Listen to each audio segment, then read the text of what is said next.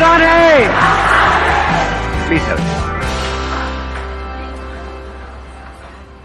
Mentally strong कैसे होते हैं और मेंटली स्ट्रांग होने का मतलब क्या है, ये हमको मिल करके आज फाइंड आउट करना है।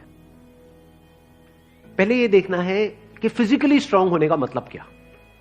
सर फिजिकली स्ट्रांग को कह सकते हैं कि जिसके पास स्ट्रेंथ, स्टेमिना और एंड्योरेंस तीनों हो तो उसे फिजिकली फिट कह। Excellent point, let's give big hand for him.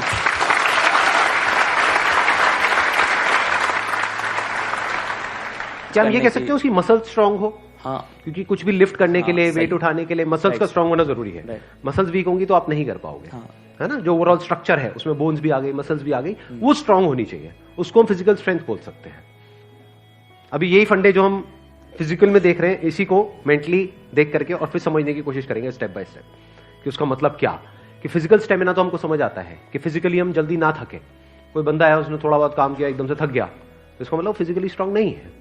जैसे बहुत लोग होते हैं, जैसे ही अपनी फिजिकल ट्रेनिंग करते हैं, कुछ भी करते हैं, हल्का सा भी दर्द होता है तो छोड़ देते हैं, छुई मुई टाइप के, है ना, तो बड़ा दर्द हो रहा है। भाई दर्द नहीं होगा तो बनेगी कैसे, है ना। तो हल्का सा भी कुछ होता है तो छोड़ देते हैं, एंड्योर नहीं कर पाते हैं पेन को।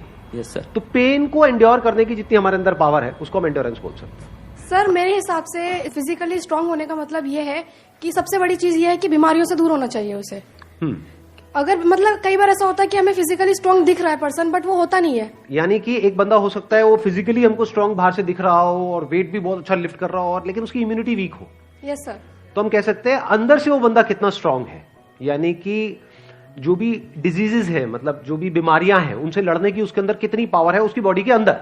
Yes sir. एक तो फिजिकल पावर, एक है उसकी इम्यूनिटी हम बोल सकते हैं। Yes sir. अब एक एक करके इन पॉइंट को देखते हैं कि मेंटल स्ट्रेंथ में किस तरीके से हम अप्लाई कर सकते हैं। सबसे पहले बात हमने करी फिजिकली स्ट्रांग होने का मतलब क्या, स्ट्रेंथ। मतलब आप कह लो वेट उठाना है। जैसे कहीं हम जा रहे हैं रेलवे स्टेशन पे, यहाँ पे, वहां पे, एयरपोर्ट पे, और अगर दोनों हाथ में पूरा भारी भारी पूरा भरा हुआ लगेज है, जैसा हम लोग इंडियंस ज्यादातर लेकर के जाते हैं, लगेज बंदे से भारी होता है, तो सही है नहीं है? 3-3 बंदे बैठ बैठ करके उसको पैक कर रहे होते हैं घर पे, माँ चढ़ी होती है और साथ में बच्चे भी, बेटा तू भी आ जा, तू भी आ जा। पति, अरे तू क्या देगा, इधर बैठ। सारे बैठे हुए हैं और उसको बंद कर रहे हैं, फिर उसको उठा रहे हैं, है ना। तो कहने का मतलब है कि अगर आपकी मसल स्ट्रांग है तो आप उठा लोगे, एफर्टलेसली उठा लोगे। इसी को तो फिजिकल स्ट्रेंथ कहेंगे। एक है बहुत एफर्ट लगा के आपको कोई छोटा सा काम करना पड़ रहा है, एक है बहुत बड़ा काम भी आप कर रहे हो बिना किसी एफर्ट के। क्यों? क्योंकि आपकी बॉडी स्ट्रांग है, आपकी मसल स्ट्रांग है। बिल्कुल इसी तरह से थिंकिंग मसल्स, यानी कि कोई प्रॉब्लम आई तो आप ये देख सकते हो आपकी थिंकिंग मसल्स कैसी है, बेस्ड अपॉन कि आपका रिएक्शन कैसा है जब कोई आपकी लाइफ में प्रॉब्लम आती है। 3 सिचुएशंस हैं यहां पे, तीनों को एक एक करके देखते हैं। एक है कोई बड़ी प्रॉब्लम आई हमारे सामने और हमने अपने हथियार डाल दिए और हम एकदम से परेशान हो गए, तो हम क्या कहेंगे, हमारी मेंटल मसल्स कैसी है, वीक है। मतलब बिल्कुल ऐसा हो गया कि लगेज थोड़ा सा भारी है तो लगेज भारी है, मैं नहीं उठाऊंगा। अरे भाई अपने आप को स्ट्रांग कर, मैं आगे ट्रैवल नहीं करूंगा। क्यों? क्योंकि लगेज भारी है, मैं तो यही रहूंगा, बस स्टैंड पे ही रहूंगा, मैं नहीं जाऊंगा। आप हंस रहे हो लेकिन ऐसे हम करते हैं लाइफ में। कोई बड़ी प्रॉब्लम आई तो हम क्या करते हैं, अपने हथियार डाल देते हैं, मतलब वी गिव अप, फेस ही नहीं करते हैं उस प्रॉब्लम को। ऐसी कोई प्रॉब्लम नहीं है जिसका सोल्यूशन ना हो इस दुनिया में। अगर प्रॉब्लम है तो सोल्यूशन भी है, बट सोल्यूशन तक पहुंचने के लिए we need thinking muscles, we need to think a lot in the right direction. और ये राइट डायरेक्शन और रॉन्ग डायरेक्शन क्या है? राइट डायरेक्शन मतलब solution oriented approach, wrong direction मतलब प्रॉब्लम ओरिएंटेड अप्रोच, कि हम प्रॉब्लम में ही जाकर के स्टक हो गए हैं, बस उससे आगे बढ़ ही नहीं रहा है हमारा दिमाग। इसको हम कह सकते हैं मेंटली हमारी जो मसल्स हैं वो वीक है, मेंटली हम वीक है। दूसरा सिनेरियो क्या है, कोई प्रॉब्लम आई, उससे हम लड़े और लड़ने के बाद में बहुत एफर्ट लगाया, बहुत दिमाग लगाया, बहुत मेहनत करी, लड़े और जीत गए, मतलब उस प्रॉब्लम का हमने सॉल्यूशन निकाल लिया। क्या हम कह सकते हैं कि आप मेंटली बहुत स्ट्रांग हो? नो। व्हाई? एग्जैक्टली बिकॉज आपको बहुत एफर्ट लगाना पड़ रहा है। समझ गए ना?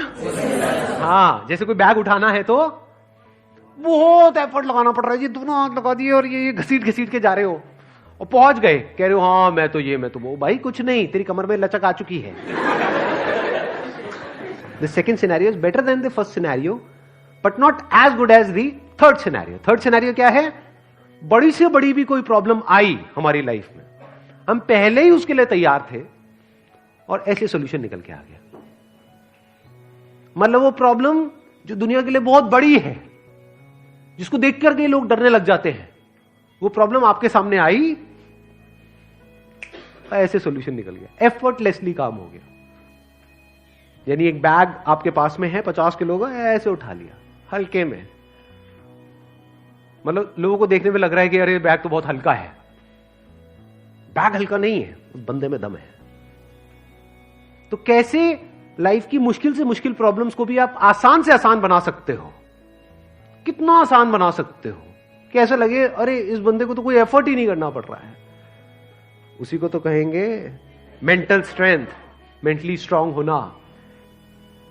इसको अगर मैं समअप करूं, जो भी अभी तक मैंने कहा है उसको एक लाइन के अंदर अंदर, तो वो क्या है? एक कैटेगरी होती है लोगों की जो सिंपल से सिंपल प्रॉब्लम्स को भी कॉम्प्लिकेटेड बना देते हैं अपने माइंड में. 99% लोग ऐसे ही हैं इस दुनिया में. सिंपल सी प्रॉब्लम है, कुछ भी नहीं, उसको भी इतना कॉम्प्लिकेटेड किया हुआ है जैसे पता नहीं क्या हो गया, हवा बना दिया है पूरा का पूरा. और दूसरी कैटेगरी होती है लोगों की, ऐसे बहुत कम लोग होते हैं, वही होते हैं जिन्होंने एक्चुअल में काम किया होता है अपनी मेंटल मसल्स के ऊपर. वो कौन होते हैं? जो कॉम्प्लिकेटेड से कॉम्प्लिकेटेड प्रॉब्लम्स होती हैं उनके सामने, जिसको देख करके ही बंदा कहे अरे यार ये तो बहुत कॉम्प्लिकेटेड है, उसको भी सिंपल बना देते हैं. जैसे फॉर एग्जांपल आपकी कोई रिलेशनशिप है किसी के साथ में और वहां पे बहुत क्लैशेस चल रहे हैं, बहुत मेजर कुछ इश्यूज हो रहे हैं. एक तो ये आपस में हम लड़ते मरते रहे कुत्ते बिल्ली की तरह, जैसे ज्यादातर घरों में होता है. उसका कोई सोल्यूशन निकल पाएगा कभी भी? नहीं. तो हमें क्या करना होगा? समझना होगा इस रिलेशनशिप में प्रॉब्लम है क्या. अज्यूम नहीं करना है पहले से कि प्रॉब्लम उसमें है या प्रॉब्लम मुझ में ही है. ये भी एक विक्टिम मेंटालिटी होती है, मेरे में ही कमी है, वो तो सब सही है बस मेरे में ही कमी है. ये भी बड़ी गंदी मेंटालिटी होती है. विक्टिम मेंटालिटी या फिर तुझ में प्रॉब्लम है, मैं सही हूं तू गलत है. तो पर्सन को ना देखा जाए कि वो या वो, प्रॉब्लम को समझा जाए. प्रॉब्लम एग्जैक्टली क्या हो रही है रिलेशनशिप, वो जो क्लैश हो रही है उसकी जड़ क्या है, उसका कॉज क्या है. अगर वो हमको समझ आ जाता है बारीकी से, तो क्या वो प्रॉब्लम जड़ से ठीक नहीं हो जाती? और अगर हम उसको ना समझे और ऊपर ऊपर से ठीक करने की कोशिश करें, क्या वो कभी भी ठीक हो सकती है? कोई भी मिल करके क्या उसको ठीक करवा सकता है उस प्रॉब्लम को? जैसे दो लोगों के बीच में प्रॉब्लम हो रही है, कोई तीसरा आ जाए उनके बीच में मीडिएटर बन करके, मैं सॉल्व करवा दूंगा तुम्हारी प्रॉब्लम, तो कुछ देर के लिए तो समझौता करा सकता है. लेकिन अगर परमानेंट उसका सोल्यूशन चाहिए तो वो कैसे होगा? या तो दोनों को या दोनों में से किसी एक को बारीकी से समझना होगा नेचर ऑफ प्रॉब्लम क्या है. And that could be very simple. समझ गए? मतलब लगता क्या है, ये स्पेशली जो रिलेशनशिप्स की जो प्रॉब्लम्स होती है वो बहुत ही कॉम्प्लिकेटेड होती है, एक्सट्रीमली कॉम्प्लिकेटेड. समझ ही नहीं आ रहा था क्या करें क्या ना करें. कई बार होता है कि बहुत ही सिंपल होता है उसका सोल्यूशन. अगर मान लो मेरी किसी के साथ में रिलेशनशिप है, उसमें कोई प्रॉब्लम हो रही है, तो उसको बारीकी से ऑब्जर्व किया, अच्छा प्रॉब्लम हो क्यों रही है और इतनी बड़ी प्रॉब्लम क्यों हो रही है, उसकी जड़ क्या है.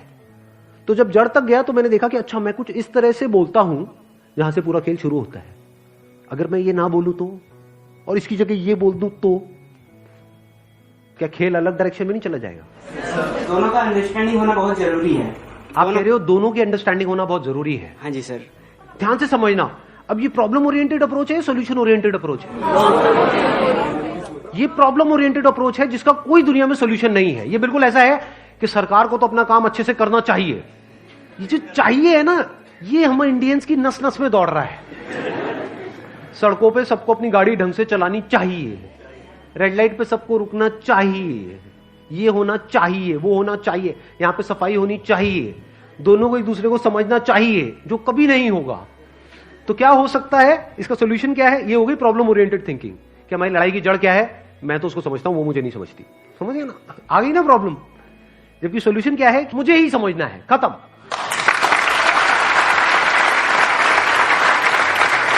Thank you so much for coming.